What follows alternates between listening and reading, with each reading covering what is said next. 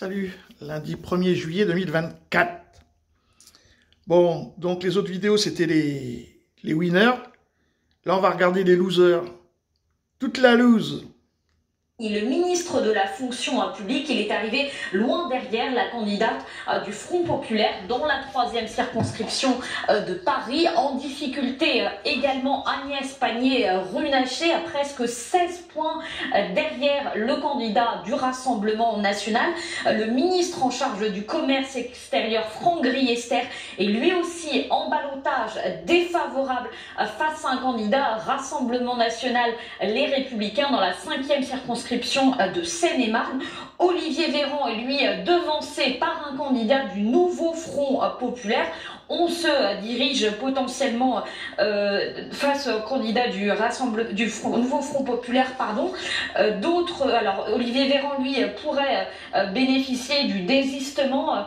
Non, je pense qu'il y a une petite erreur dans cette infographie. Alors, je vais passer à l'infographie suivante. Elisabeth Borne, elle, pourrait bénéficier en revanche d'un désistement du candidat du nouveau Front populaire, Noé Gauchard, qui a d'ores et déjà annoncé qu'il se retirait pour faire barrage au Rassemblement national. C'est également le cas de Nour Bessaï Ouadbot qui se retire au profit du ministre de la Santé Frédéric Valletoux, qui est donc devancé par la candidate du Rassemblement national.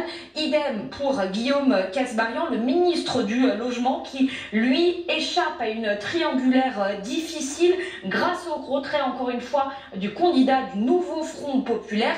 Deux ministres ont elles aussi décidé de se désister pour faire barrage au Rassemblement national. Il s'agit de Sabrina Agresti-Roubache et de Marie Guévenou. Au total, ce sont 44 candidats Renaissance qui pourraient se retirer pour faire barrage au Rassemblement national. En revanche, la ministre Dominique Faure, ministre déléguée chargée des collectivités, refuse de se retirer. Elle estime bien qu'elle est la mieux placée malgré sa 3e position. Elle estime qu'elle est la mieux placée pour battre le Rassemblement national, malgré la consigne très claire donnée hier soir par Gabriel Attal sur les réseaux sociaux. Plusieurs internautes dénoncent son comportement, tout comme ceux des candidats Renaissance arrivés en 3e position qui refusent de se retirer sous le hashtag Affichons-les. Il y a également des personnalités de droite et de gauche qui sont en grande difficulté. C'est le cas par exemple de François Ruffin qui est arrivé 2e derrière la candidate du Rassemblement national.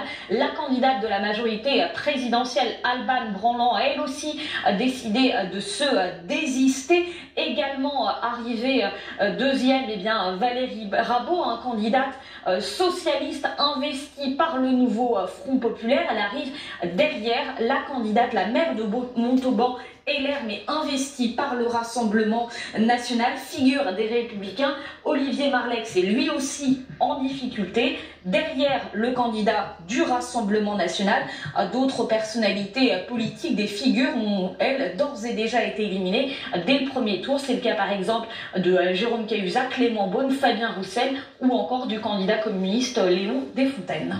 Merci beaucoup. Ah, c'est beau la République. Ah, la 5e République dans toute sa splendeur. Ça donne vraiment envie de voter. Sur ce, les amis, salut!